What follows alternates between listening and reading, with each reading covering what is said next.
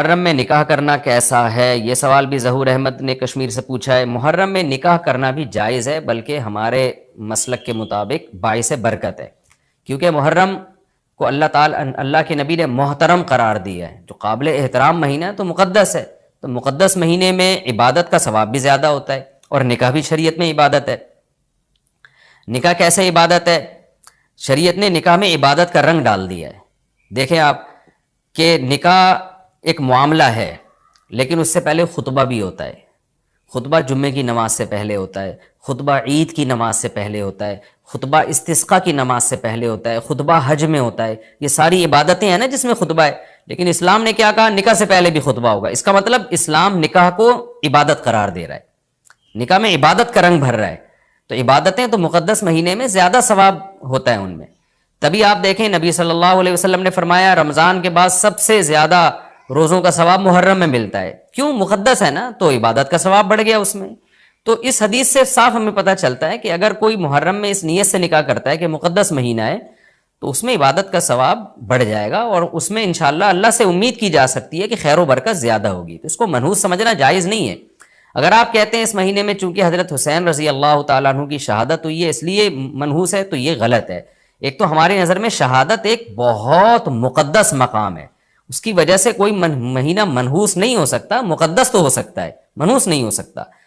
دوسری بات یہ کہ یکم محرم سے لے کے 29 یا 30 ذی الحجہ تک اسلامی تاریخ میں کوئی ایسا دن نہیں ہے جس میں کسی مقدس شخصیت کی شہادت نہ ہوئی ہو یا کسی پہ ظلم نہ ہوا ہو۔ اگر آپ تاریخ کے اوراق اٹھا کے دیکھیں، ہر مہینے ہر تاریخ کو کوئی نہ کوئی اسلام میں اچھا واقعہ بھی ہوا ہے اور برا واقعہ بھی ہوا ہے۔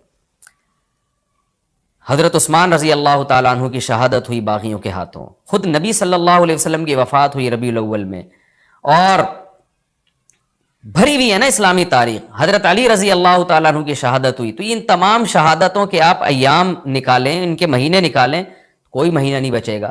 تو اس بیس پہ اگر آپ کہتے ہیں کہ اس مہینے میں نکاح پسندیدہ نہیں ہے، پھر تو پہلی تاریخ سے لے کے سال کی آخری تاریخ تک کوئی تاریخ بھی ایسی نہیں ہے کہ جس میں انسان نکاح نہ کرے۔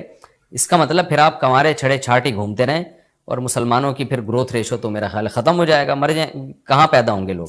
اور اگر آپ کہتے ہیں کہ نہیں جی کسی شخصیت کے کسی دن میں انتقال کر جانے سے یا شہید ہو جانے سے یا اس پہ ظلم ہونے سے وہ دن منحوس نہیں بنتا، تو پھر 10 محرم بھی منحوس نہیں ہے۔ 10 محرم میں بھی آپ نکاح کر سکتے ہیں، اور محرم کے بقیہ تاریخوں میں بھی آپ نکاح کر سکتے ہیں۔ اور روایات میں ہمیں ملتا ہے کہ بعض بڑے بڑے حضرات تھے جن کے محرم کے مہینے میں نکاح ہوئے۔ میں اس بحث میں نہیں جاؤں گا، پھر اس میں تاریخی روایات ہیں، کوئی کہتا ہے فلاں تاریخ تھی، کوئی کہتا ہے، پھر لوگ اس پہ ایک غیر ضروری بحث میں چلے جاتے ہیں، لیکن ہمیں ایسے واقعات ملتے ہیں۔ تو اس لیے اس بارے میں، اور پھر شریعت میں جلد نکاح کی ترغیب ہے۔ نکاح کو ڈیلے کرنا یہ شریعت میں پسندیدہ کام نہیں ہے۔ اس بیس پہ تو ڈیلے کیا جا سکتا ہے نکاح کہ آپ کو رشتہ سمجھ میں نہیں آ رہا، مشورے کر رہے ہیں، لیکن جب ایک دفعہ رشتہ سمجھ میں آ جائے تو اسلام کا حکم یہ کہ اس میں جلدی کی جائے۔ صحیح بخاری کی مشہور حدیث ہے، نبی صلی اللہ علیہ وسلم کی خدمت میں خاتون آئی، عرض کیا کہ یا رسول اللہ میں آپ سے نکاح کرنا چاہتی ہوں۔ آپ نے چہرہ مبارک کو جھکا لیا، آپ کا ارادہ نہیں تھا۔ ایک اور صحابی کھڑے ہوئے، عرض کیا یا رسول اللہ آپ میرا ان سے نکاح کر دیں۔ اسی محفل میں نبی نے ان صحابیہ کا ان صحابی سے نکاح کرا دیا۔ تو آپ نے تو یہ نہیں پوچھا کہ یہ محرم کا مہینہ چل رہا ہے یا سفر کا مہینہ چل رہا ہے یا ربیع الاول کا مہینہ چل رہا ہے، ڈیلے نہیں کیا اس کو، اس لیے کہ خود آپ کی تعلیمات یہ ہیں کہ نکاح میں جلدی کی جائے۔ تو اگر آپ کو محرم میں رشتہ ملتا ہے، آپ ربیع الاول تک ڈیلے کرتے ہیں محرم کی وجہ سے یا سفر تک ڈیلے کرتے ہیں، تو یہ ڈیلے کرنا خود قرآن و سنت کے خلاف ہے۔ جس چیز میں تعجیل مقصود ہے، جس چیز کو شریعت نے جلدی کا حکم دیا، عبداللہ بن مسعود رضی اللہ تعالیٰ عنہ فرماتے تھے، مصنف ابن ابی شیبہ کی روایت ہے کہ مجھے پتہ چل جائے نا کہ میری زندگی میں صرف ایک رات باقی ہے، اگلے دن میں نے مر جانا ہے، اور میرے نکاح میں کوئی عورت نہ ہو، میں وہ رات بھی نکاح کے بغیر نہیں گزاروں گا، میں بیوی کے بغیر نہیں گزاروں گا، اس خوف سے کہ مجھے کہیں فتنہ نہ ہو جائے۔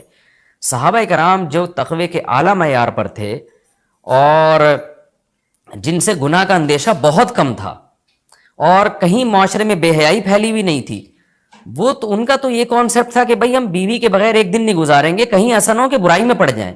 اور آج چاروں طرف بےہودگی پھیل رہی ہے، چاروں طرف بے شرمی، بے حیائی، انٹرنیٹ پر بےہودہ چیزیں، آپ یوٹیوب میں ویڈیو میں جائیں فوش چیزیں آ رہی ہیں، ہر چیز آپ کی شہوت کو برانگیختہ کرنے والی ہے، اور اس میں آپ یہ کہیں کہ ایک رشتہ طے بھی ہو چکا ہے, آپ صرف اس بیس پر آپ اس کو ڈیلے کر رہے ہیں, ایک مہینہ 2 مہینہ, وہ لوگ سفر میں بھی نہیں کر رہے ہوتے, اور اس بیس پہ آپ ڈیلے کر رہے ہیں, اس میں خطرہ ہوتا ہے کہ مرد کسی گناہ میں نہ پڑ جائے, عورت کسی گناہ میں نہ پڑ جائے, تو شریعت اس کی آپ کو اجازت نہیں دیتی ہے. اور پھر اس میں یہ بھی ہوتا ہے کہ اگر آپ ڈیلے کرتے ہیں تو منگنیاں توڑنے کا شیطان کو موقع بہت ملتا ہے. میرے سامنے ایسے درجنوں واقعات ہیں, رشتہ طے ہوا لیکن جی چونکہ محرم ہے یا سفر آ رہا ہے تو ہم ربیع الاول میں کریں گے, یا منگنی کو کسی بھی وجہ سے ڈیلے کر دیا. تو جب منگنی ڈیلے ہوتی ہے, یعنی نکاح ڈیلے ہوتا ہے, منگنی ہو گئی, نکاح کو ڈیلے کر رہے ہیں آپ, اس میں شیطان پھر دونوں کو لڑواتا ہے. منگنیاں ٹوٹتی ہیں, اکثر نفرتیں پھیلتی ہیں, غلط فہمیاں, بدگمانیاں شیطان کو پھیلانے کا موقع ملتا ہے. اس لیے شریعت میں تو منگنی کا لفظ ہی نہیں ہے, شریعت میں ہے خطبہ. خطبہ کا مطلب نکاح کا پیغام بھیجا, ان کو جب سمجھ میں آ گیا تو فوراً نکاح کر دیا. بیچ کا کوئی راستہ نہیں اللہ نے رکھا. تو چاہے وہ محرم ہو, چاہے وہ سفر ہو, چاہے وہ ربیع الاول ہو, چاہے وہ ربیع الثانی ہو. ہاں کوئی اس وجہ سے ڈیلے کر رہا ہے نکاح, کوئی واقعی شرعی عذر ہے اس کو, وہ بہت سارے مسائل ہیں, لیکن محرم کا ہونا بہرحال کوئی شرعی عذر نہیں ہے. تو اس لیے ہم اس میں نکاح کو جائز سمجھتے ہیں, باعث برکت سمجھتے ہیں. پھر میں بار بار بتا رہا ہوں کہ جو وہ شیعہ حضرات جو کر رہے ہیں ان کو کرنے دیں, میں آپ کو آپ کے مسلک کی بات بتا رہا ہوں. ہم جو قرآن و سنت کو اور اصحاب رسول کو فالو کرتے ہیں اور اہل بیت کو بھی مانتے ہیں, ہم ان کی بات کر رہے ہیں. وہ بھی دعویٰ کرتے ہیں کہ ہم مانتے ہیں, تو ان کو ان کے دعوے پہ رہنے دیں. ہم تو وہی بات کریں گے جو ہمیں صحیح لگے گی.